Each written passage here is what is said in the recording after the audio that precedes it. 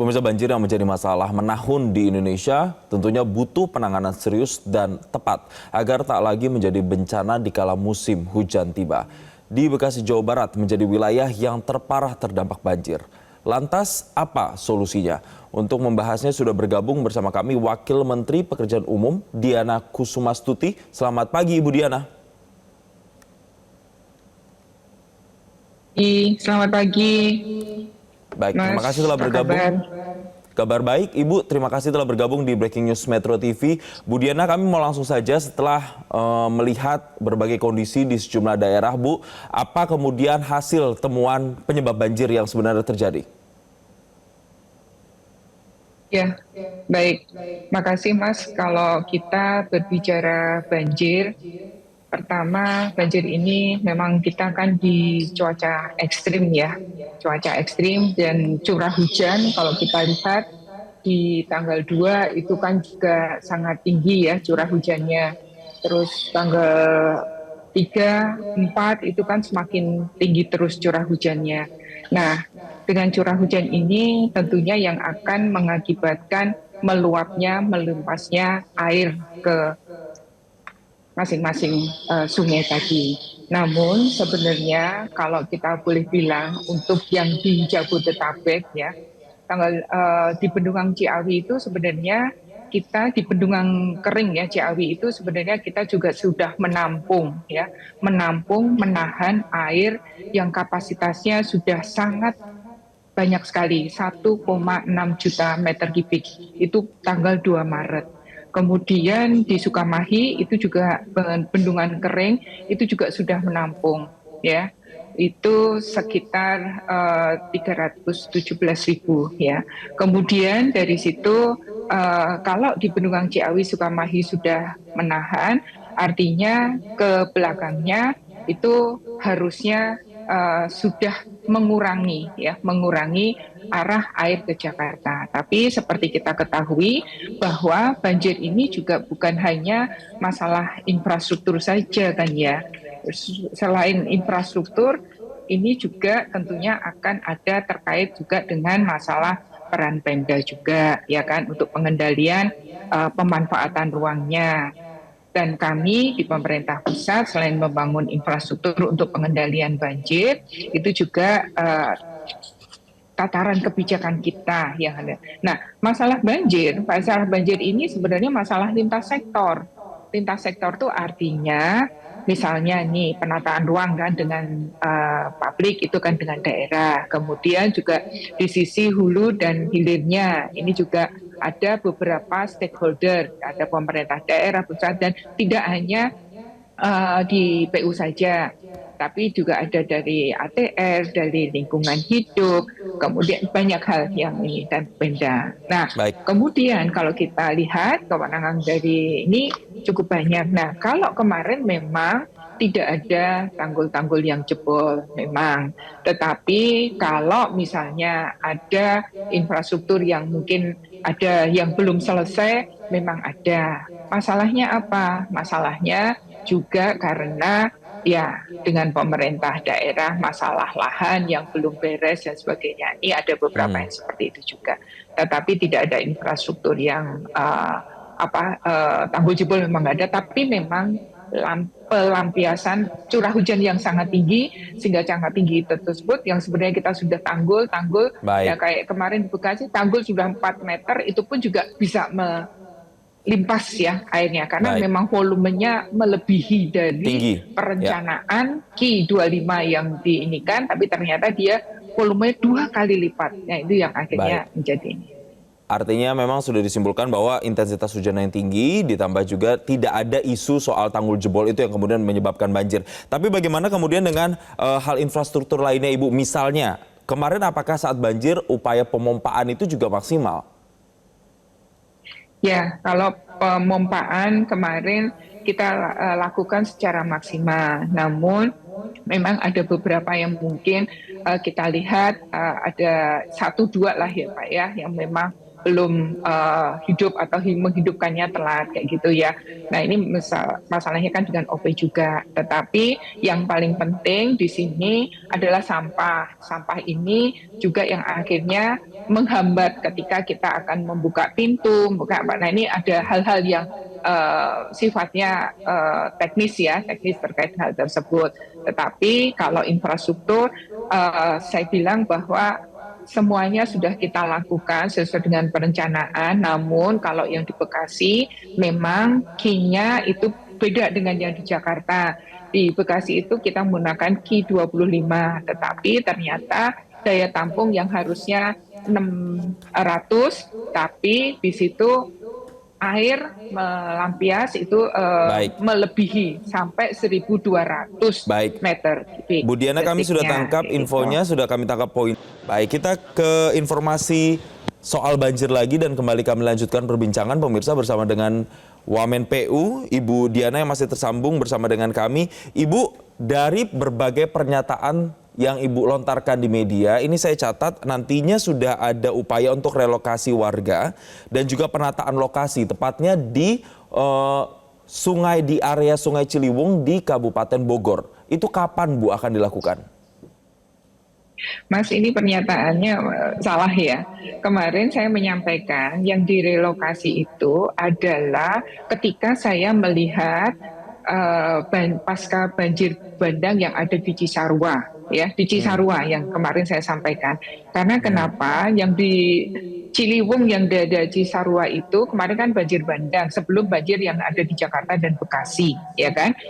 Nah, saya minta karena rumah-rumah itu berada di atas Sungai Ciliwung tersebut, sehingga karena rumah-rumah itu menghalangi jalannya air Sungai Ciliwung tersebut, sehingga itu pantas untuk kita lihat kembali. Karena tolong utamakan air yang lewat, jangan air itu dihalangi, ya.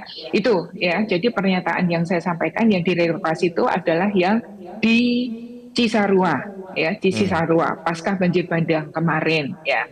Nah, kalau yang kita lihat di sini yang di Jakarta ini kan sebenarnya juga sudah dilakukan penataan, ya, dilakukan penataan. Tapi tolong dilihat lagi penataan ini, apakah di dalam penataannya ini mengganggu jalannya air atau tidak, ya. Kemudian menghambat nggak untuk yang sampah-sampah yang akhirnya membuang sembarangan dan sebagainya. Ini karena masalah banjir itu kan tidak hanya masalah infrastruktur, tapi pola hidup kita juga, membuang sampah sembarangan juga, ya. Nah, ketika ini menghalangi jalannya air itu kalau udah terbendung, ya, kemudian dia marah, ya, artinya marah itu mengalir dengan cepatnya kayak gitu, jadi akan mengalir kemana tempat yang akan ini, sehingga hal itu menjadi perhatian kita untuk melakukan penataan ruang yang lebih baik. Utamakan jalan air, jalan ini yang menjadi perhatian kita. Kalau rumah-rumah seharusnya kita bisa membangun rumah-rumah tersebut dengan memperhatikan jalur air itu ada di mana. Kalau daerah aliran sungai atau sepadan sungai, ya jangan kita hidup di sepadan sungai tersebut, karena dengan sepadan sungai tersebut suatu saat kan dia akan menjadi limpasan air dan tanahnya pun juga tidak padat. Nah, ini akan membahayakan ketika nanti kita tinggal di bangunan tersebut, karena kita mungkin lebih dari 20 jam sehari di dalam rumah. Nah, ini mestinya kita harus aman, nyaman, ya, kemudahan dan keselamatan ini harus kita jaga, gitu. Baik, kami tegaskan lagi bahwa itu di Cisarua nanti ya Bu ya, rencana untuk kemudian bisa Cisarua yang kemarin saya lihat. Ya, relokasi. Oke, sekarang sudah bergabung kembali bersama kami juga di Breaking News Metro TV, ada pengamat tata kota, Yayat Supriyatna. Selamat pagi Pak Yayat. Selamat pagi. Baik, terima kasih telah bergabung Pak Yayat. Kami mau langsung saja, bencana banjir menahun, upaya normalisasi sudah dilakukan dari upaya-upaya gubernur-gubernur Jakarta sebelumnya misalnya atau pemimpin daerah sebelumnya, naturalisasi juga sudah dilakukan, relokasi juga sudah pernah dilakukan. Lalu apalagi upaya yang kemudian bisa dilakukan saat ini agar tidak terulang lagi banjirnya dan tidak menimbulkan dampak yang lebih parah? Ya, memang pendekatan kita dominasi pada pendekatan struktur. Aspek non-strukturnya itu yang agak kurang. Non-struktur itu dalam konteks penguatan peran dari masyarakat. Ya, kedua pada konteks pengendalian tata ruangnya. Tadi betul tadi Bu Wamen sudah mengungkapkan bahwa pendekatan struktur yang sangat dominan selama ini tanpa didukung dengan upaya-upaya non-struktur seperti tadi peran serta masyarakat, pengendalian tata ruang, penertiban, penghijauan, bahkan juga reboisasi juga perlu dilakukan pada wilayah-wilayah yang secara ruang tangkapan airnya sudah sangat rusak gitu. Nah, kedua, kita juga perlu mempertimbangkan sebetulnya daya dukung infrastruktur kita, apakah sudah memperhitungkan aspek perubahan cuaca, khususnya pada semakin seringnya kondisi hujan ekstrim yang terjadi.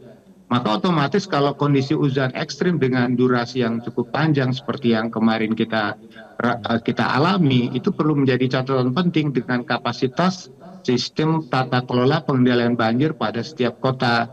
Nah, sebagaimana yang kita ketahui, Kementerian PU dulu waktu PUPR, Pak Bas pernah mengatakan bahwa kapasitas sistem pengendalian banjir untuk Jakarta itu yang direncanakan sejak tahun 73 itu dengan kondisi sekarang itu sudah tidak sesuai dan tidak mendukung.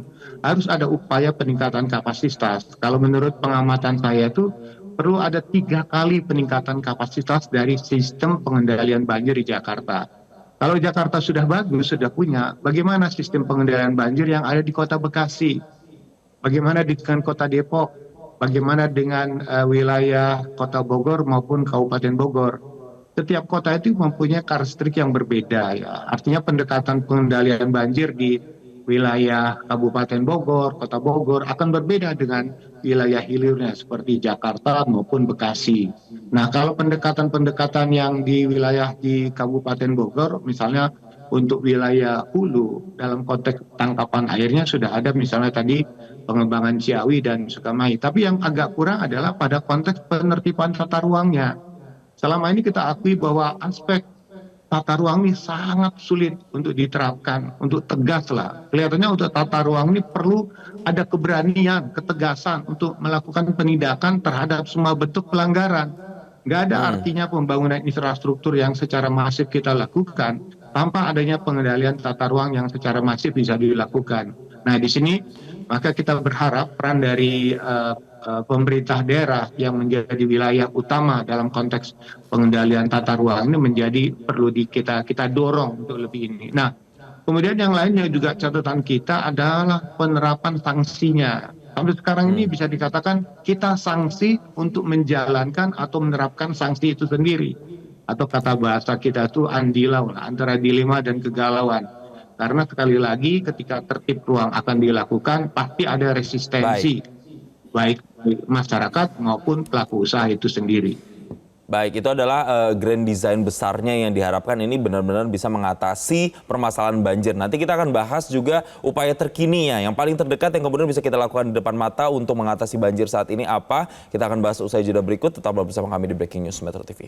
Baik, kembali kami lanjutkan perbincangan. Saya mau ke Bu Diana lagi. Tadi sudah ada rencana upaya untuk kemudian relokasi warga, ada juga upaya untuk normalisasi sungai. Tapi yang paling dekat ini adalah pengurukan sedimentasi. Nah, itu spesifiknya akan seperti apa, Bu Diana? Ya, kalau dalam waktu dekat ini tentunya kita kan juga akan normalisasi yang ada di sini, penyiapan sandbag ya supaya tadi kemarin juga sudah nggak melampias lagi, terus juga peralatan kayak gitu. Tapi yang jelas ada beberapa yang saya lakukan adalah pengerukang sedimentasi. Kemarin saya lihat pengerukang sedimentasi yang ada di bendung Bekasi itu juga harus dilakukan. Ini adalah bagian dari OP yang harus dilakukan karena selain sampah juga ternyata sedimentasinya sudah membentuk pulau-pulau ya, membentuk pulau-pulau. Nah, mungkin selain itu juga tolong juga jangan melakukan pembangunan di sepadan sungai ya, jangan melakukan pembangunan di sepadan sungai. Itu tolong. Ya. Dan tolong juga saya mohon bantuannya kalau kami harus meneruskan pembangunan ya untuk pengendalian banjir yang ada di Bekasi, ada beberapa yang memang kami harus lanjutkan ya. Nah, saya mohon juga nanti Pemda ini juga membantu kami untuk pembebasan lahan ya, karena pembebasan lahan ini kalau kami nggak bisa ya akan sulit untuk melanjutkan pembangunan tanggul yang mungkin belum ada tanggulnya kemarin ya.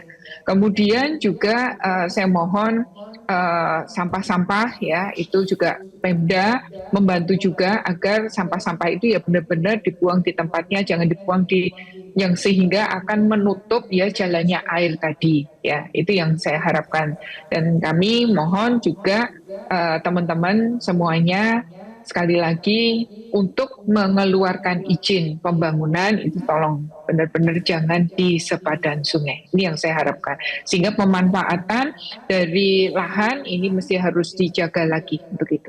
Gitu Mas ya. Baik. Untuk kemudian pengerukan sedimentasinya ini berarti menunggu surut atau seperti apa Bu? Karena mungkin sampai kemarin saya tanya ke BMKG sampai dengan tanggal 11 masih ada potensi untuk hujan lagi Bu. Ya, gini, sementara kemarin kan sudah agak surut ya, dan alat itu bisa turun ke bawah dengan amfibi dan sebagainya. Nah, ini kita bisa melakukan untuk pengerukan sedimentasi ketika banjir tidak ada ya. Nah, ini sekarang saya sudah minta kepada pihak PJT, pihak teman-teman OP ini untuk melakukan pengerukan sedimentasi sehingga akan membantu jalannya air tadi. Bisa segera dilakukan.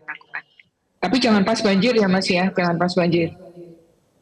Baik, sekarang saya ke Pak Yayat. Pak Yayat, kita sedikit menanggapi upaya yang paling terdekat bisa dilakukan tadi adalah dengan pengerukan sedimentasi Pak Yayat. Menurut Pak Yayat sendiri ini apakah langkah yang bisa dikatakan cukup efektif begitu untuk menanggulangi pasca banjir yang terjadi kemarin? Saya punya saran, sebaiknya pengerukan terhadap sedimentasi itu tidak dilakukan di musim hujan. Kita perlu memaksimalkan supaya hasilnya optimal. Kan mungkin Ibu Wakil Menteri juga memahami bahwa tidak optimal melakukan pengerukan di musim hujan. Saya melihat kasus itu terjadi di Jakarta sekarang ketika misalnya Pak Wagub kemarin sempat meninjau pengerukan, beliau agak bingung tuh, ini hasil pengerukan mau dibawa kemana nih kalau misalnya jutaan kubik yang ada di semua sungai-sungai yang ada di Jakarta ini dilakukan. Memang kalau dulu ada reklamasi bisa dipindahkan ke sana. Saya dengar mudah-mudahan Ancol bisa menampunglah jutaan kubik dari hasil pengerukan. Nah, yang kedua yang saya perlu kita cermati, optimalisasi pengerukan sedimentasi ini kan perlu kita juga prioritaskan pada daerah mana yang paling sangat kritis ya. Pada sungai mana atau pada saluran mana yang perlu kita pertimbangkan. Tetapi catatan saya kembali bahwa jangan dilakukan pada saat musim penghujan. Yang kedua, perlu ada indikator kira-kira tingkat kedalamannya berapa. Karena pengalaman yang terjadi selama ini sekali lagi catatan kita bahwa banyak pekerjaan yang dilakukan oleh kontraktornya atau tenaga pelaksana di lapangan, itu pengecekan lapangannya tidak maksimal. Jadi dari target misalnya harus sampai 3 meter kedalaman yang diharapkan, kadang-kadang mungkin hanya, kalau saya lihat hanya ngobyok aja. Itu beberapa tahun yang lalu saya sudah amati, itu banyak pekerjaan tidak serius sudah dilakukan. Jadi kalau misalnya begitu, kita harus menetapkan pada KPI yang harus kita targetkan pada setiap kondisi sungai, dengan satu hal lagi, memperhatikan potensi perubahan tangkapan air yang ada di kawasan tersebut. Kalau misalnya dasnya sudah sangat kritis, maka optimalisasinya harus lebih besar lagi.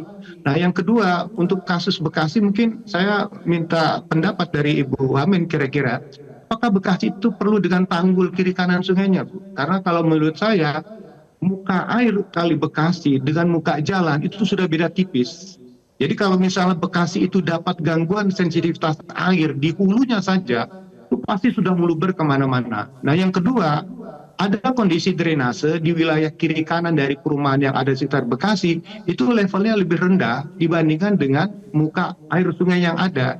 Sehingga misalnya kasus yang terjadi sekarang ini adalah ketika terjadi potensi terjadi genangan yang sangat besar di kiri kanan bangunan itu, air itu sangat lama larut masuk ke dalam badan sungainya. Yang kedua, untuk wilayah Kota Bekasi, itu ada 3 persoalan dari Cikeas dan Cilengsi yang harus kita sinergikan, kemudian masuk ke Kali Bekasi, dan di ujungnya ada Kali BCL yang wilayahnya wilayah Kabupaten Bekasi dan bermuara di wilayah Kabupaten Bekasi.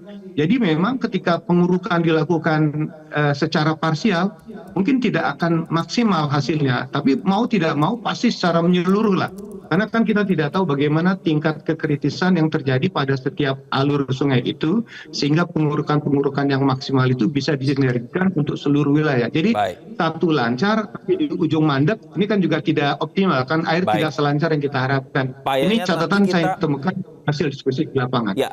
Dan pemirsa, untuk kembali melanjutkan dialog, kami kembali tersambung bersama dengan Wamen PU Ibu Diana Kusumastuti dan juga Pak Yayat selaku pengamat tata kota. Kita ke Bu Diana lagi. Bu Diana, menanggapi tadi usulan atau kemudian pertanyaan dari Pak Yayat. Ini kan misalnya ada di Kali Bekasi, di Bekasi itu ada beberapa kali, misalnya ada Kali Bekasi, Kali BCA. Nah, kalau pengerukannya dilakukan secara parsial, apakah nanti bisa maksimal? Kurang lebih poinnya seperti itu, Bu Diana. Ya, sebenarnya kalau pengerukan itu harusnya dilakukan secara berkala, ya kan? Harusnya pada kondisi-kondisi yang belum ada banjir, ya itu harusnya kita lakukan pengerukan secara rutin, ya, secara rutin. Sehingga ketika banjir dan sebagainya, ya sudah tidak ada sedimentasinya, ya. Nah, ini yang harus dilakukan secara rutin. Nah, kalau memang saat ini ternyata baru ketahuan sedimentasinya tinggi dan belum dikeruk, ya nanti otomatis segera harus dilakukan pengerukan-pengerukan tadi, gitu ya. Kalau tadi Pak Yayat menyampaikan amannya, ya ketika nanti sudah tidak ada banjir dan ini. Nah, saat ini kan memang tidak ada banjir, tapi memang kondisi lumpurnya itu kan masih tebal dan sebagainya, sehingga nanti karena kalau mengeruk itu memang harus disediakan lahan untuk disposalnya, mau ditaruh di mana. Nah, sekarang ini kan memang yang penting disposal tadi harus dibuang kemana? Mau dibuang ke pinggir, jangan di pinggir sungai lagi. Kalau pinggir sungai nanti ketika hujan ya balik lagi ke situ, kayak gitu. Ya. Nah, tadi pertanyaannya juga terkait dengan Sungai Cikeas dan Sungai Cilengsi. Sungai Cikeas, Cilengsi memang ketemunya kan di sungai yang ada di Bekasi ini ya. Nah, memang di dalam hal ini kalau memang ditanggul itu harus ditanggul. Sepanjang Kalimalang itu juga sebenarnya sudah ditanggul. Ketika ditanggul, karena kalau nggak ditanggul, muka airnya ini ya melebihi dari muka jalannya. Nah, ini ya masih mau nggak mau ditanggul. Nah, kemarin kita pada saat kita menanggul itu memperhatikannya dengan Q25 perhitungannya, bukan dengan Q50 kayak gitu. Karena ini ada bukan di daerah perkotaan metro kayak yang di Jakarta ya. Dengan Q25 tadi ternyata ya masih luber ya kan, masih luber ketika debit airnya yang tinggi. Nah, ini masih harus kita tinggikan lagi, dan memang sepanjang dari Kali Bekasi ini seharusnya juga ada polder Kalimati ya. Polder Kalimati ini yang harusnya kita lakukan ya, tapi memang ini masih menunggu pembebasan lahan. Maka di sini untuk penanggulangan banjir ini memang harus bersama-sama, tidak bisa sendirian ya kan, dari pemerintah daerah, pemerintah pusat ya, dan masyarakat ini juga harus bersama-sama, tidak bisa sendiri-sendiri, ada masing-masing tugasnya. Dan mohon ini harus dilakukan bersama-sama. Kalau menurut saya itu aja sih Mas. Banyak hal yang harus dilakukan. Harus ada kolaborasi. Dan pemerintah gitu ya, pusat pun mulai dari juga pemerintah pusat, ada beberapa masyarakat. instansi ya. Baik, kami sudah tangkap poinnya Bu Diana, tapi juga yang tidak kalah menarik kita tinggalkan tadi soal pengerukan sedimentasi. Ada wacana juga untuk membangun giant sea wall yang kemudian sudah dilontarkan oleh pemerintah pusat melalui Presiden Prabowo Subianto. Nah, bagaimana teknisnya? Apakah ini nanti akan dibangun dalam waktu dekat dan seperti apa, Bu? Nah, Giant Sea Wall ini sebenarnya kan sudah dimulai ya, sudah dimulai dari awal dulu, dan Kementerian PU juga sudah mulai dari Tangerang sampai ke Jakarta. Ada beberapa seperti ya bangunan-bangunan sungai yang di sepanjang Pantura ini sudah kita lakukan. Nah, dan juga ada untuk yang sanitasinya ya, sanitasi JSDP ini karena untuk menurunkan air limbahnya. Tapi Giant Sea Wall itu nanti kan akan dibangun sampai dari Tangerang sampai ke Gresik. Nah, ini perlu dilakukan perencanaan kembali, dan ini sudah diinstruksikan oleh Presiden Prabowo untuk dilakukan dalam jangka waktu dekat ini. Nah, kita harus melihat kembali perencanaan yang sudah dilakukan sepanjang dari Tangerang sampai ke Gresik tadi, karena ada beberapa segmen yang harus dilakukan dan mungkin nanti kita akan melakukannya tidak harus dengan menggunakan APBN, tapi dengan menggunakan KPBU bahkan juga mungkin nanti dengan kontribusi swasta dan yang KPBU swasta dan yang lainnya. Kita harus segera bangun ini Giant Sea Wall. Harus segera bangun begitu. Sekarang saya mau tanya ke Pak Yayat, kalau pemerintah pusat punya agenda Giant Sea Wall, kemudian pemerintah Jakarta juga punya Giant Mangrove begitu. Nah, kalau kemudian ini benar-benar dilakukan dan disinergikan, apakah ini juga bisa menjadi solusi yang efektif untuk mengatasi banjir, Pak Yayat? Ya, persoalannya banjir itu bukan persoalan pada membuat tanggul lautnya ya atau Giant Sea Wall-nya, tapi kita menyelesaikan persoalan di daratnya. Seperti saya mencoba mengkritisi apakah KMC atau teknologi modifikasi cuaca itu bisa mengatasi banjir, enggak. Itu hanya langkah darurat. Jadi ibaratnya setiap langkah-langkah itu mau tidak mau harus terintegrasi. Dalam rangka teknik langkah daruratnya adalah misalnya satu tadi saya sependapat perlu modifikasi tapi jangan keterusan dengan modifikasi. Yang kedua menurut saya kalau dalam konteks hujan lebat atau hujan dalam kategori ekstrim, selama lanskap ruang itu masih terjaga dan terkonsolidasi, itu masih aman. Nah sekarang sudah hampir rusak di mana-mana. Jadi ketika itu rusak, maka pendekatan yang paling kita lakukan adalah pada pendekatan non-strukturnya, pada pendekatan secara teknisnya seperti tadi ada polder, ada waduk atau kolam retensi dan sebagainya. Cuman pertanyaan paling menarik dari semua persoalan di darat itu adalah satu, pendekatan struktur atau infrastruktur itu kendala terbesar pada pembebasan tanah. Sebetulnya kita sudah punya banyak rencana, misalnya buat polder wilayah utara Jakarta, membuat waduk di berbagai tempat, tapi kendala pembebasan tanah, apalagi spekulasi harga tanah menjadi kendala besar. Yang kedua, pada konteks bagaimana tata ruang, pengendalian tata ruang ini yang paling lemah dan paling bermasalah, bagaimana kita kembali berani untuk tertib tata ruang sebagai pencegahan mitigasi ke depannya gitu. Baik, ada beberapa PR mulai dari pembebasan tadi, kendala tanah dan juga tata kelola ruang yang kemudian juga harus dipikirkan secara matang. Terima kasih Pak Yaya Supriyatna, pengamat tata kota dan juga Wamen PU Ibu Diana Kusumastuti telah bergabung bersama kami di kesempatan Breaking News Metro TV kali ini. Baru mendapatkan informasi, download Metro TV Extend sekarang.